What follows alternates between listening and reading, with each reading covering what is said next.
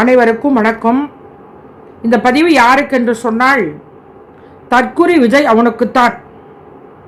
பேசினதையே திரும்பி திரும்பி பேசுகிறான், வேற எந்த ஒரு சப்ஜெக்டும் இல்லை. எப்போது விக்கிரவாண்டியில் என்ன பேசினானோ அதை அப்படியே வாந்தி எடுத்துட்டான் இல்லையா. கொஞ்சம் டிஃப்ரெண்ட் என்னன்னா, அதாவது தலைவர் கலைஞரை பற்றி பேசுகிறான், வெங்கல சிலை தேவையான்ட்டு. தற்குறி விஜய், தலைவர் கலைஞரை பற்றி பேசுவதற்கு உனக்கு கொஞ்சம் கூட தகுதி கிடையாது இல்லையா. அவரெல்லாம் பற்றி நீ பேசாத இல்லையா. சரி, அது மாத்திரம் கிடையாது. நம்முடைய முதலமைச்சர் மீனவர் மக்களுக்காக அப்படியே மானே தேனேன்னு சொல்லிட்டு கதை எழுதிட்டு கடிதம் எழுதிட்டு தூங்குறாராம். பைத்தியம், இன்னைக்கு மீனவர் பிரச்சனை ஏதாவது யாராவது சொல்லியிருக்கிறாங்களா? எங்களுடைய முதலமைச்சர் தான் எந்த ஒரு பிரச்சனையாக இருந்தாலும் நேரடியாக ஒன்றிய, அதாவது அந்த பிரதமரை சந்திக்கக்கூடியவர் எங்களுடைய மாண்புமிகு முதலமைச்சர் முத்துவேல் கருணாநிதி ஸ்டாலின். அது இன்னைக்கு நிறைய பேச முடியாது, வரிசையா சொல்லலாம். இன்னொன்னு சொல்றான் தற்குறி விஜய். என்ன சொல்றான்? 2வது முறையாக திமுக ஆட்சி அமைக்க முடியாது அப்படின்ற மாதிரி சொல்றான். 5 ஆண்டு காலம் இல்லையா, 5 ஆண்டு காலம் இப்ப முடிய போகிறது. ஒரு சிறப்பான ஆட்சியை தந்திருக்கிறார். இன்றைக்கு பெண்கள் மகிழ்ச்சியோடு இருக்கிறார்கள். நீ பெண்களை பத்தி கவலைப்பட்டாதானே உனக்கு தெரியும். உன் பொண்டாட்டியை நேற்று ஒரு வீடியோவில் பதிவு போட்ட, உன் பொண்டாட்டியே நீ காப்பாற்ற வழி இல்லை. உன் பொண்ணே ஹாஸ்டல்ல பாவம் தனியா படிச்சிட்டு இருக்கு, அதையெல்லாம் கவலை இல்லை.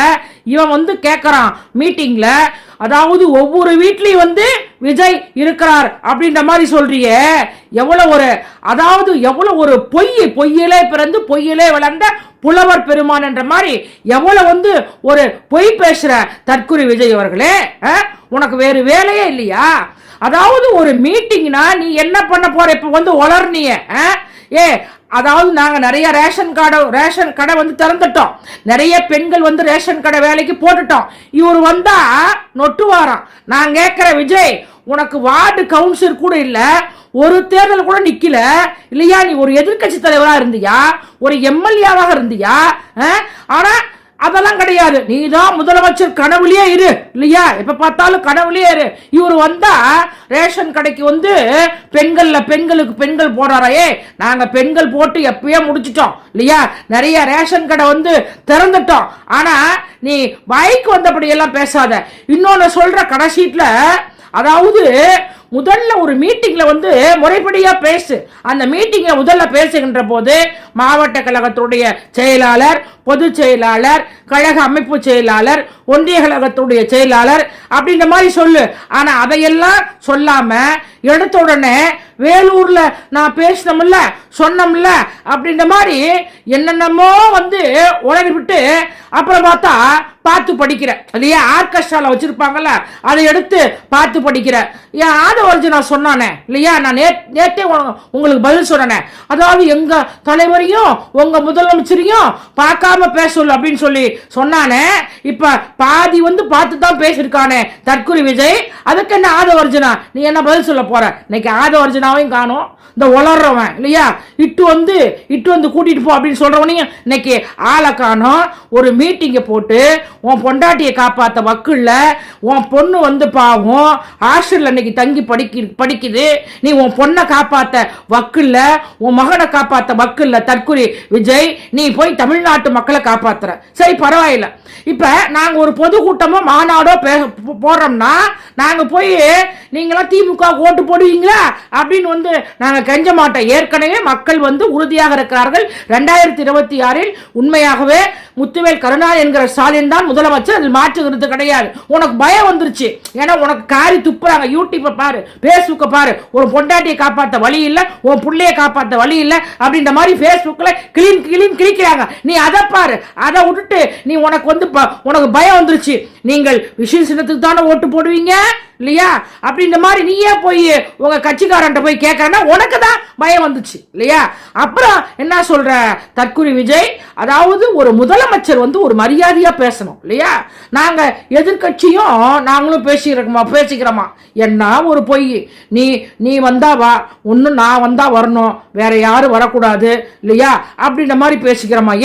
எங்களுக்கெல்லாம் எந்த பயமும் கிடையாது. நான் உங்களெல்லாம் ஒரு ஆளுன்னு நினைக்கிறது இல்ல. உன்னையெல்லாம் முதலமைச்சர் வந்து பார்த்தோம் என்று சொன்னால் உன்னை ஒரு ஆள்னு நினைக்கிறது இல்ல. நீயே கதை கட்டிக்கிட்டு இல்லையா, வாய்க்கு வந்தபடியெல்லாம் ஒரு முதலமைச்சரை வாய்க்கு வந்தபடியெல்லாம் பேசுறிய. என்ன ஒரு நீ ஒரு எம்எல்ஏ கூட்டணியா, ஒரு எதிர்கட்சி தலைவரா, இல்ல உங்க கட்சியில வந்து வார்டு கவுன்சில் இருக்கிறாங்களா? ஒண்ணுமே இல்லாம ஒரு முதலமைச்சர் கொஞ்சம் பேர் ஒரு ரசிகர் வந்துட்டா நீ முதலமைச்சர் எப்படி ஆக முடியும்? இன்னொன்னு சொல்ற, என்ன சொல்ற, 2வது முறையாக திமுக வர முடியாது அப்படின்ற மாதிரி சொல்ற. நீ எழுதி வச்சுக்க, இன்னும் கொஞ்சம் நாட்கள்ல மக்கள் தெளிவா இருக்காங்க, திமுக தான் வரப்போகுது. இவரு நீ ஏன்டா கவலைப்படுற விஜய்? எங்களுக்கு கூட்டணி பிரச்சனை இருக்கு நாங்க சொன்னோமா, அவங்ககிட்ட சொன்னோமா? கொஞ்சம் பேச்சுவார்த்தை தான் இருக்கும். கட்சிக்காரங்க வந்து ஒரு வீட்டில் வந்து ஒரு குடும்பத்தில் ஒரு சின்ன சின்ன பிரச்சனை இருக்கும், நாங்க உன்கிட்ட சொன்னோமா? கட்சிக்காரங்களால எங்களுக்கு வந்து பிரச்சனை அப்படின்னு முதலமைச்சர் வந்து உன்கிட்ட சொன்னாரா?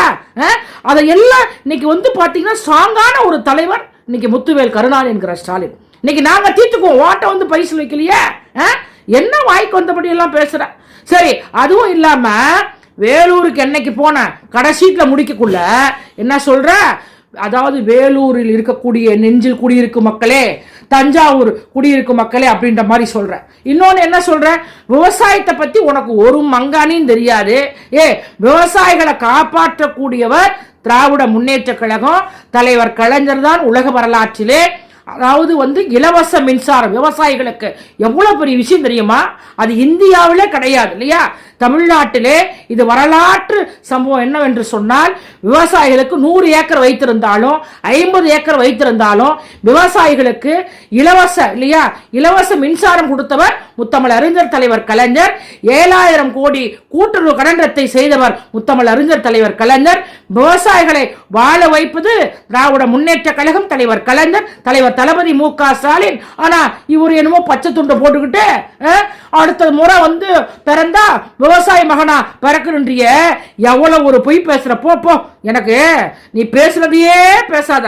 அதாவது பார்த்து பார்த்து பார்த்து பேசிட்டு ஏதாவது ஒரு டைலாக் அப்படியே கை தட்டுற, அப்படியே சிரிக்கிற, கொஞ்சம் லூஸ் ஆயிட்ட போல இருக்கு இல்லையா? நான் என்ன சொல்றேன்னா, பார்த்து பேசு, தீய சக்தின்னு சொல்லாத. நீயா தீய சக்தி? மக்கள் எல்லாம் சொல்றாங்களாம் இல்லையா, அதாவது ஓம் சக்தி பராசக்தி, திமுக தீய சக்தின்றாங்களா? நான் ஒரு அந்த பராசக்தியே உன்னுடைய பொண்டாட்டிக்கு நீ துரோகம் பண்ண பாரு, உன் மகளுக்கு துரோகம் பண்ண பாரு, உன்னை சும்மா விடாதுடா தற்குறி விஜய். என்ன பேசுற? தீய சக்தின்னு ஒரு பெரிய இயக்கம்.